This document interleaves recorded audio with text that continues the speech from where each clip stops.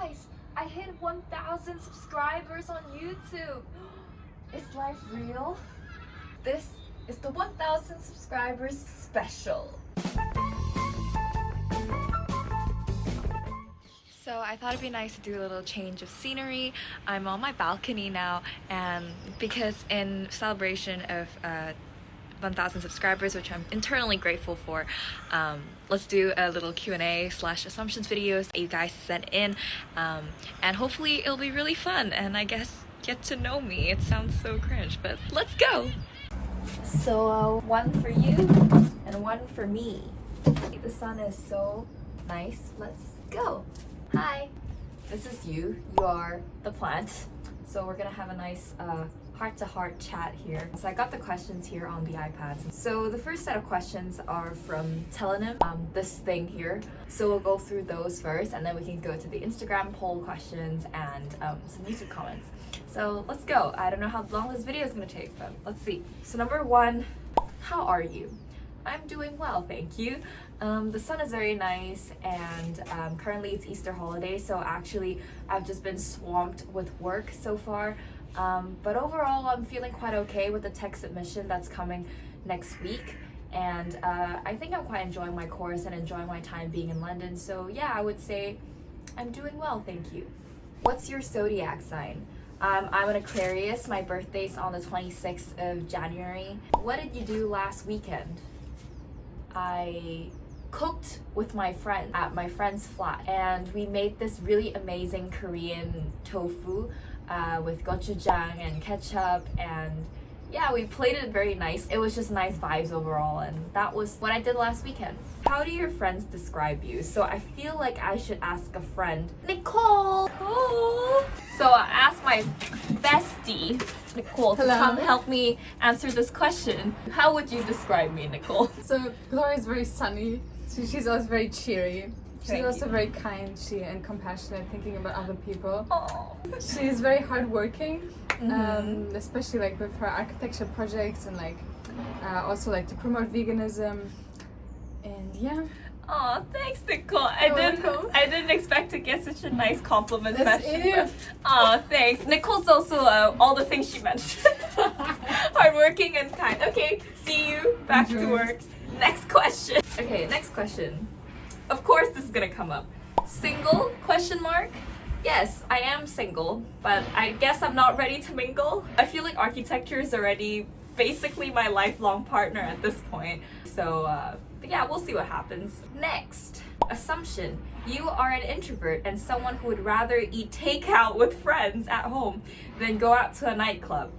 First of all, I do think if you had to make me pick one, I'll probably pick introvert, but I identify myself as an ambivert, so I'm very much in the middle. So half my friends say I'm an introvert and half my friends say I'm an extrovert, depending on which side of the spectrum they're on. But eat takeout with friends at home.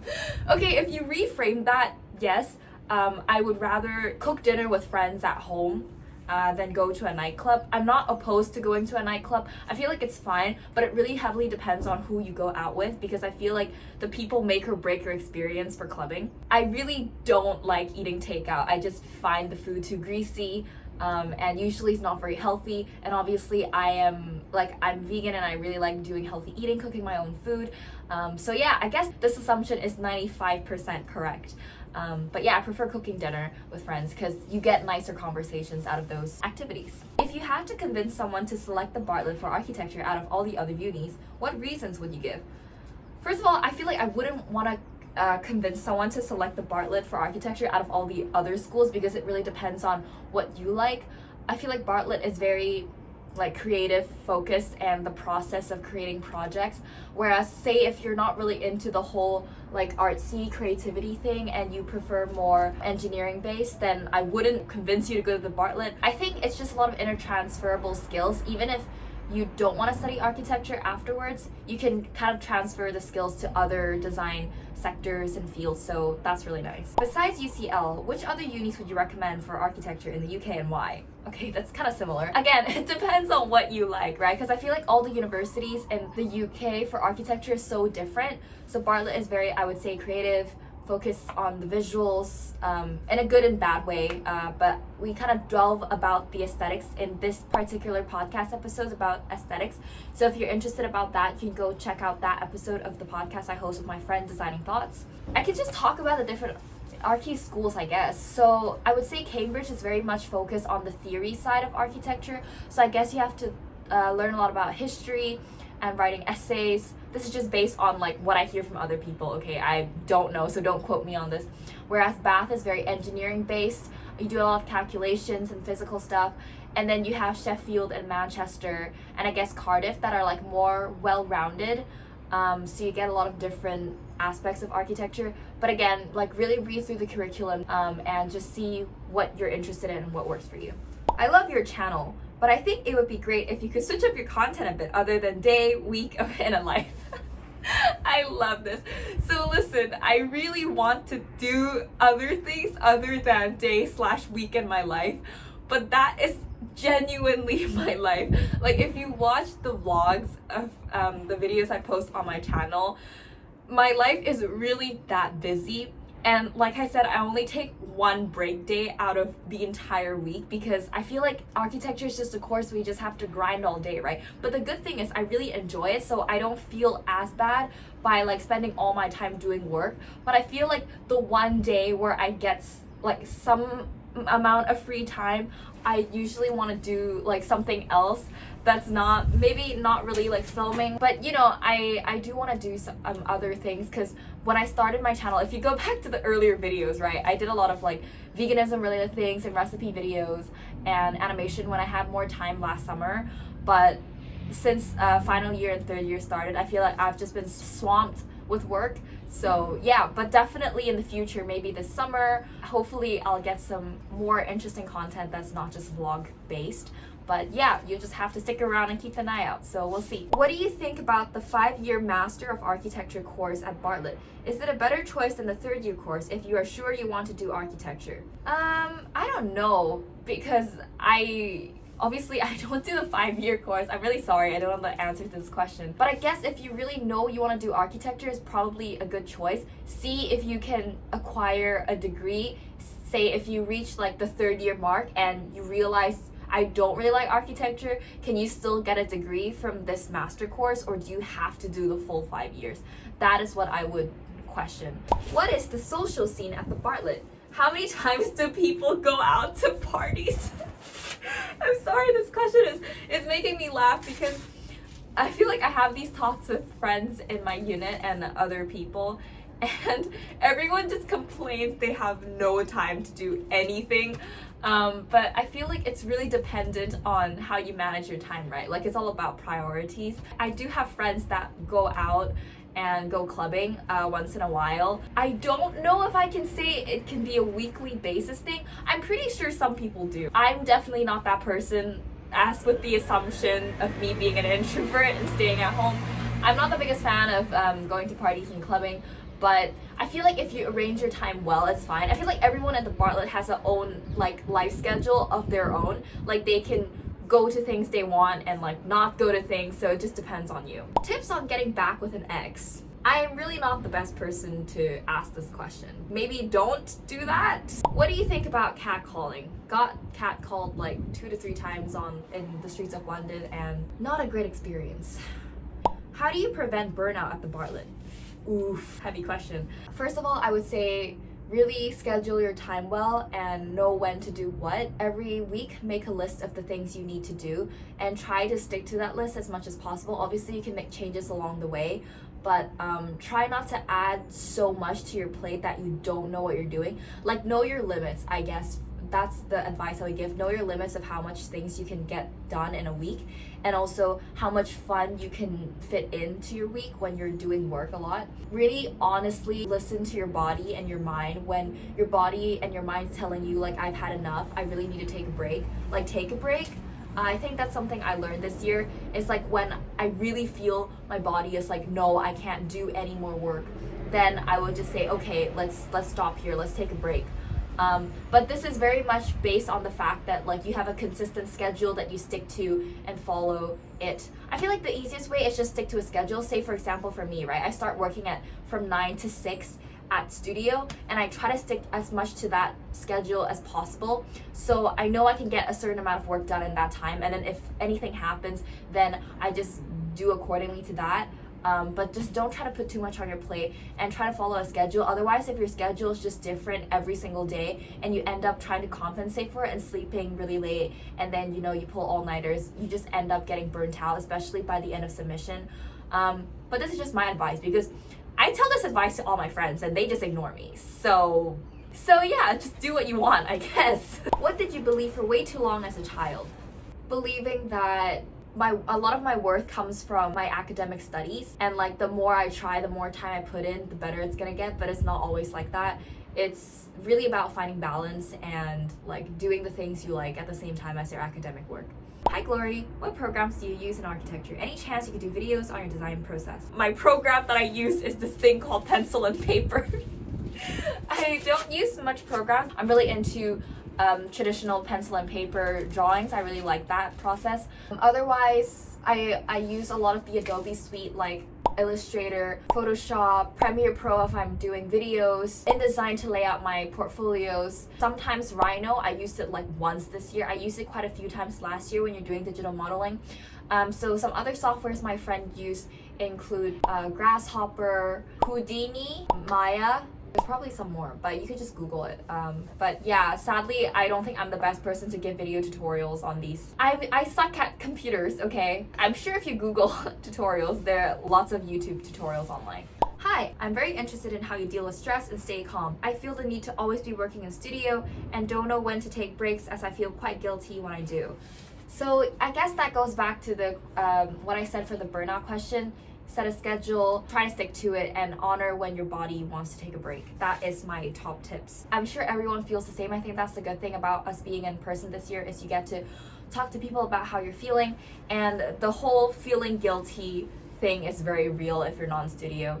But just be like me, take a day off of the week and just fully enjoy it, and then when you feel refreshed, you can go back to studio and work. Something positive you experienced lately: that my plants are still growing. Well, one box died, which I'm quite sad, but that goes in my portfolio of what went wrong. Something positive: just hang out with my friends, and London turning sunny and not needing to wear a coat when you go out. What laptop do you use? I use a MacBook Pro 13-inch. It's just a MacBook Pro. How do you manage to do everything? Why do I feel like some of my friends send me this? This is like an inside joke where my friends are like, how do you manage to do everything? I don't know, time management, I guess. I'm the type of person that like plans everything I have to do. I love writing lists. I have to like tick everything off my to-do list, and I really like that feeling. So I guess that's how I do everything. Write a list, execute them, feel good about it, take breaks, stick to your time schedule. Top tips. I have plans to apply to study for architecture course in the UK this year for the 2023 intake, and I'm currently kind of lost because I'm afraid I don't have enough things to write and show about in my personal statement and my portfolio. Can you give any advice on how to make myself stand out, or how to know what uni interviews and lecturers are looking for when reading through the applications? So this is a good question. I'm sure a lot of people are wondering the same thing, and the best advice I can say is watch my 2 videos on the portfolio video that I did, and also the do's and don'ts tip videos that I made. I think those are going to be really helpful in helping you apply to stand out. Mostly focus on the process and really invest in your projects. That's the short advice I would give now, but those videos do much more in depth, so go watch those. Keep up the good work. Your efforts don't go unnoticed. Aw, thank you so much. I really appreciate that. How important is the portfolio to get into UCL for architecture? I would say probably the most important thing, so really put as much effort as you can into the portfolio. Again, watch the 2 previous videos I did. Those go a lot more in depth. So yeah, what topic could you talk about for hours? Not architecture. Okay, let's head to the Instagram question. This is from my sister, Assumption. You must have so many secret admirers, hahaha. I wish. The only secret admirer I had was when my friend Basha sent me this red envelope for Valentine's Day, so that's my only admirer. My friend Yen Shan. Reflect on your YouTube journey. How do you think your mindset about it has changed? So in the beginning, I thought YouTube was like for people who are like super self-absorbed and like they're really obsessed with themselves. And then now I feel like I kind of changed my mindset about it to more of just a documentation, like recording my journey in uni, something I really want to reflect back on. Because in the beginning, I really wanted to like record them for my parents and family to see my journey here in the UK. And then I gradually just came to realize that it could benefit a lot of people, especially with Bartlett. No one really, it's very like underrepresented on YouTube, and this is like something I wish I had when I was applying to Bartlett in architecture.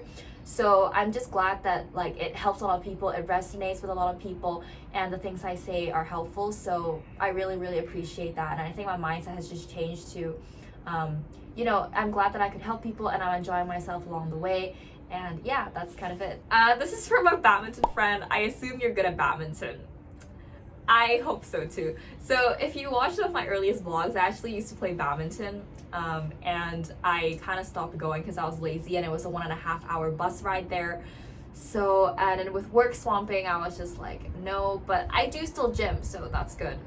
This is where the other person, Andrew, says, when are you coming to play badminton? Hopefully soon, hopefully soon. Basha says, are you a gym lad boy and a nerd? Yes. Architect-X says, how did you get into UCL? I went on their website, I applied through UCAS, went to an interview, and I got it. This is literally all the questions that Chris has sent in to me. Thank you very much, Chris, for the eternal support. How are you so good at drawing? I don't know, I just use a pencil. Do you know Chris? He is really cool. He is really cool. How can I be as cool as you? You just have to hang out with me and like rub off my coolness. Are you a gym lad? Yes, I go gym 4 times a week. I wish I could do 5 though. Have you ever smoked a cigarette? Watch the previous vlog and you will know the answer. Nerd. Yes. Are you vegan? Yes. Who is the coolest person in your unit apart from Chris? Me. I really should be doing tech. Yeah, you really should. I should be doing tech as well because it's Easter. We need to submit it at the end of Easter. Anyways, that was Chris's questions. And then I have a few DMs from people. So the first is from Francesca. Thank you so much for watching, Francesca. I really appreciate it. What is your all-time favorite archi project? Answer with both a work of an architect or colleague. I think I really like those Japanese timber structures, like with the joint, which is something I actually focus on my tech this year. But I feel like I don't have an all-time favorite architecture project. I quite like Brion Tomb, but I really wish I can go visit it one day. What is your least favorite project that you did? Oh gosh. So this goes back to my year 1. I hated it so much I didn't even put it on my website because I thought it was so bad. It was like an interpretation of something you visited through our field trip in Rome, and I made this like a project about fossilizing water, but I thought it looked so bad. My tutor at the time told me it was not going to work, and then I asked him, well, can you tell me how it's gonna work then? And he was just like, basically he wasn't being helpful, and then he told me what I wanted to do wasn't going to work, so I cried after my tutorial. And then during crit day, I presented what I said I was gonna do, and he was like, wow, Glory, you did do what you were supposed to do, so you proved me wrong. And I was like, okay. Anyways, that's a project I don't like. Maybe I'll find a photo and put it here, but what do you do when you feel unmotivated or disconnected with what you do? I just don't do Bartlett work, I guess. Usually I try to do something that's like fun. So usually I like to go for a walk or go to some health food stores and then browse the shelves and see if there's like any new, you know, vegan healthy products up there, and then I can go look at the option. Or I also really like to go hike and go for walks in a park because the weather and nature always makes me feel really happy. Or I just go cook dinner with friends, assumption, and talk with friends, and that usually makes me feel a lot better. Or I read a lot of nonfiction books and then feel nice. Favorite thing about Bartlett? I think just the diversity of people that are there, and then you get to learn so much about different cultures and how people work, and you get to see different projects. So it's always like really cool to be in studio and like immerse yourself in studio culture. I think just meeting cool new people, that's what I really like about Bartlett, and everyone like celebrating the process of designing and creativity, and I really like that. So this is from Jay. I've noticed that your family stays in Scotland while you're originally from Hong Kong. So first of all, my family is not in Scotland. My parents are both still in Hong Kong. Are you a sort of refugee because of the current climate in Hong Kong? So no. I'm a refugee myself of the Congo War since spill over the Rwandan genocide. I am really sorry, and I hope you and your family are doing all right. If you're a refugee, what has the reality of leaving a place you call home relocate your family? If you're not, how different was your life in Hong Kong to the UK, and how was your high school life like? Oh, I like this question actually. So I feel like it is very, very different, obviously, culturally speaking, compared to like the local Hong Kong culture and the culture here in the UK, especially in London. It's such an international and global city. I think people here are just generally much more open to things and willing to talk about a lot of different topics, and they're just a lot more open-minded to different topics, and I really like that.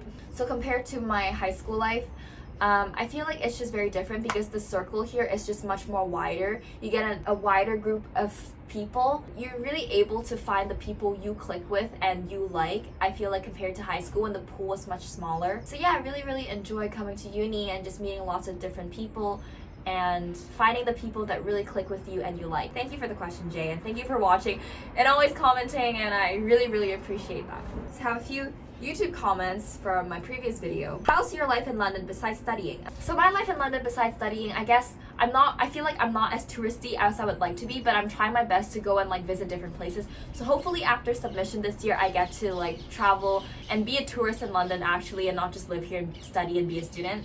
Do you miss being able to eat meat? Vegan life seems tough. No, really not. I've been vegan for over 2 years now, and I think it's the single-handed the best decision I've made. I feel like it opens this whole new door of cuisine, of cooking to me, and I really enjoy just like cooking and eating like different new foods like tofu tempeh, seitan. It's just really amazing, and I just completely don't miss meat at all. I think when you associate the kind of ethical reasoning behind being vegan and you see the whole gruesome process of animal agriculture behind the scenes, you really don't want to go back at all. And right now I think it's very sustainable for me to eat healthy and thrive and, you know, improve body composition and all those things like that, because I'm really a health geek and fitness geek at the moment. I know I don't post a lot about that side of my journey on YouTube, but hopefully someday in the future I might be able to do that with my fitness, gym, and healthy eating. So yeah. And obviously the vegan scene in London is amazing. There's so many new vegan products popping up every single day, and I still haven't finished going to a lot of the different vegan restaurants that I go to. So hopefully more vegan restaurant videos are coming out soon, and I really enjoy doing those. I know it doesn't do as well as the Bartlett, because obviously that certain type of vlog attracts a certain type of audience, but I'm going to stick to my motto of just doing videos that I enjoy and like. So hopefully you'll stick around for that as well, and you just see that there's so much more cool vegan food that you don't have to miss meat at all, and I really enjoy that. What are the tips that you could suggest to improve drawing skills? Thank you, and have a nice Easter break. Thank you so much, Ronan. So like I said in my reply, normally I try to find a more personal starting point that I can relate to and pull this research in together. To improve your drawing skills, having different pencils, like figure out the different type of pencils. But honestly, if you just have an HB and a 2B, I think that's enough. That's kind of what I work with. If you sketch beforehand, you know kind of different compositions, it really works. And then having a sort of reference board in front of you also really helps. And just keep practice and practice. Like if you compare some of my drawings from year 1 and year 2 compared to now, you can just see the kind of improvement I have over the years. And it's just really about keep drawing, keep practicing, and really immersing yourself and enjoying through that whole process of drawing and grinding and practicing and improving. Anna replied to that, could you also address how to keep your research consistent? I tend to overflow over my research and lack consistency in the execution of my design. So I feel like finding the balance between research and design, it's really based on finding your own balance. When you start off your project with research, you have to reach a certain point where you say, okay, this is where I stop with the research. It's too much. I have enough materials, and start designing. Usually I feel like the tutors do a good job of telling you when you have enough research materials, and then you can head straight to the design. Keep an eye out on how much research you have, and then look back on, is this enough to kind of for me to make an informative decision about my design? And then always check back on the research towards the end when you're designing more. Look back to your research, take out parts that you don't think is as relevant so it doesn't overflow. I hope that was helpful. Look through your portfolio, because I do a portfolio as I do my projects, so you can have everything laid out in front of you. Keep referring back to your references and research and see how much they did influence your design. If not, take it out. If they did, put more emphasis on that, and then see how it goes. That was all the questions. I feel like this video was so long, but I really, really enjoyed making it. Thank you so much for sending in all your questions, and thank you for subscribing to my channel. I never really envisioned myself to even reach 1,000 subscribers. I'm like, who wants to watch little old me living my life? But thank you so much for all of your support and being with me along this journey. I really, really appreciate it. And thank you for sitting me in the nice London sun on my balcony, and I hope you enjoyed this video. Hopefully you'll stick around for more videos, and thank you so much. Thank you so much for the support. Thank you so much for the support, and see you in the next video while I go back and work on my tech. See you in the next video. Thank you so much for watching.